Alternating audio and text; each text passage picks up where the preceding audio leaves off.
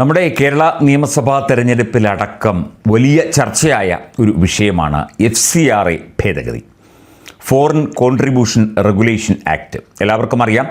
കർമ്മ ന്യൂസ് അത് സംബന്ധിച്ച് വാർത്താ വിശദീകരണങ്ങളും വിശകലനങ്ങളും ചർച്ചകളും ഒക്കെ തന്നെ നടത്തിയിരുന്നു. തീർച്ചയായിട്ടും ഒരു രാജ്യത്തിൻ്റെ സമ്പദ് വ്യവസ്ഥയുടെ അച്ചടക്കം പാലിക്കപ്പെടുന്നതിന് ഉതകുന്ന ഒരു നിയമ സംവിധാനമാണ് FCRA, സംശയമൊന്നുമില്ല. പക്ഷേ ചില മതവിഭാഗങ്ങളിൽപ്പെട്ട ചില ഇത്തരത്തിൽ ചാരിറ്റി ഒക്കെ ചെയ്യുന്ന, അനാഥാലയങ്ങൾ നടത്തുന്ന, അതുപോലെ തന്നെ മറ്റ് പല സാമൂഹ്യ പ്രവർത്തനങ്ങളുമൊക്കെ നടത്തുന്ന ആളുകളിലേക്ക് വിദേശത്തു നിന്ന് കോടിക്കണക്കിന് ഫണ്ട്, ഒരു വർഷം ഏതാണ്ട് 22,000 രൂപയിലധികമാണ് ഈ ഒരു മേഖലയിലേക്ക് കടന്നു വരുന്ന ഫണ്ട് എന്നാണ് കണക്ക്. ഇതിൻ്റെ കണക്കുകളും ചിലവാക്കുന്ന കാര്യങ്ങളും ഒക്കെ തന്നെ കൃത്യമായി ഒരു കണക്ക് വേണം.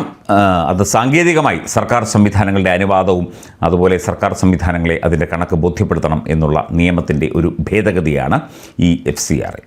ഇത് സംബന്ധിച്ച് ഇപ്പോൾ അധികം ചർച്ചകൾ നടക്കുന്നില്ല. പക്ഷേ കേരള കൗമുദിയിൽ കഴിഞ്ഞ ദിവസം സാമ്പത്തിക വിദഗ്ധനും അതുപോലെ തന്നെ ചാർട്ടേഡ് അക്കൗണ്ടൻറ്റും സാമ്പത്തിക കാര്യ ലേഖകനും ഗവേഷകനുമായ രഞ്ജിത്ത് കാർത്തികേയൻ, അദ്ദേഹം ഒരു വിശദമായ ലേഖനം എഴുതുകയുണ്ടായി. അത് കണ്ടപ്പോൾ തീർച്ചയായിട്ടും അതിൻ്റെ പ്രധാനപ്പെട്ട ചില പോയിന്റുകൾ പ്രേക്ഷകരെ അറിയിക്കണം എന്ന് തോന്നി.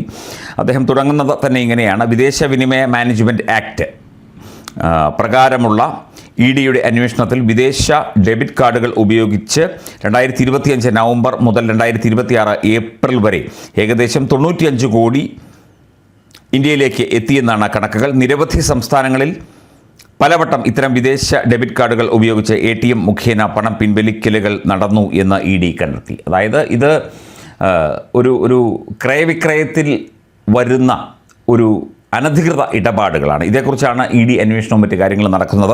ഇതേ തുടർന്നാണ് സ്വാഭാവികമായി ഇത്തരം കാര്യങ്ങളിൽ ഒരു കണക്ക് വേണം, കൃത്യമായൊരു നിയമ സംവിധാനം വേണം എന്ന് കേന്ദ്ര സർക്കാർ തീരുമാനിക്കുന്നത്, ആവശ്യപ്പെടുന്നത്. ഇന്ത്യയുടെ വിദേശ സംഭാവന നിയന്ത്രണ സംവിധാനത്തിലെ ഘടനാപരമായ ദുർബലതയെ തുറന്നു കാട്ടുന്ന സംഭവമാണ് ഇത്. US ആസ്ഥാനമായി പ്രവർത്തിക്കുന്ന ഇവാഞ്ചലിക്കൽ ക്രിസ്ത്യൻ സംഘടനയായ ദ തിമോത്തി ഇനിഷ്യേറ്റീവുമായി ബന്ധപ്പെട്ടാണ് ഈ വിഷയമെന്ന് അധികൃതർ പറയുന്നു.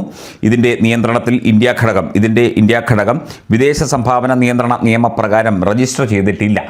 അങ്ങനെ നിരവധി എല്ലാ മതത്തിൽപ്പെട്ട, ഹിന്ദു മതത്തിൽപ്പെട്ട, ക്രിസ്ത്യൻ മതത്തിൽപ്പെട്ട, മുസ്ലിം മതത്തിൽപ്പെട്ട സംഘടനകൾ ധാരാളമുണ്ട് ഇത്തരത്തിൽ ഈ FCRA നിയമപ്രകാരം രജിസ്റ്റർ ചെയ്യാത്തത്. അത് രജിസ്റ്റർ ചെയ്യുകയും കണക്കുകൾ ബോധ്യപ്പെടുത്തണം എന്ന് പറയുകയും ചെയ്യുന്നത് അത് എങ്ങനെ അത് എതിർക്കുന്നു, അല്ലെങ്കിൽ അത് എന്തിനെതിർക്കുന്നു എന്ന ചോദ്യം ഇനിയും ബാക്കിയാണ്. വിദേശ സംഭാവന നിയന്ത്രണ നിയമം ഉള്ള ജനാധിപത്യ രാജ്യമാണ് ഇന്ത്യ. നിയമപരമായ മാർഗങ്ങളിലൂടെ അല്ലാതെ വിദേശ ഫണ്ടിംഗ് നെറ്റ്വർക്കുകൾക്ക് ഇവിടെ പ്രവർത്തിക്കാൻ കഴിയുന്നുണ്ടോ എന്നതാണ് പ്രശ്നം. ആ പ്രശ്നം തീർച്ചയായിട്ടും പരിഹരിക്കപ്പെടണം. മാത്രമല്ല ഈ വിഷയവുമായി ബന്ധപ്പെട്ട് ഉടൻ ചെയ്യേണ്ട കാര്യങ്ങളും രഞ്ജിത്ത് കാർത്തികേയൻ ചൂണ്ടിക്കാട്ടുന്നുണ്ട്. FCRA നിയമത്തിലെ വ്യവസ്ഥകൾ ഭേദഗതി ചെയ്യുക, ആവർത്തിച്ചുള്ള വിദേശ ഡെബിറ്റ് കാർഡ് പണമൊഴുക്കുകളെ വിദേശ സംഭാവനയായി കണക്കാക്കുക. ഈ ഡെബിറ്റ് കാർഡുകൾ ഉപയോഗിച്ച് വിടുന്ന വിദേശ ഡെബിറ്റ് കാർഡുകൾ ഉപയോഗിച്ച് പണം പിൻവലിക്കുന്നതൊന്നും ഇതിൻ്റെ കണക്കിൽ വരില്ല. ഇത്തരം പണം പിൻവലിക്കലുകളെ നിരീക്ഷിക്കാൻ സംവിധാനം കൊണ്ടുവരണം. പദ്ധതി ഫണ്ടുകൾ ആണെങ്കിൽ അതിൻ്റെ യഥാർത്ഥ കൺട്രോളർമാരുടെ വിവരവും വെളിപ്പെടുത്താൻ വ്യവസ്ഥ വേണം.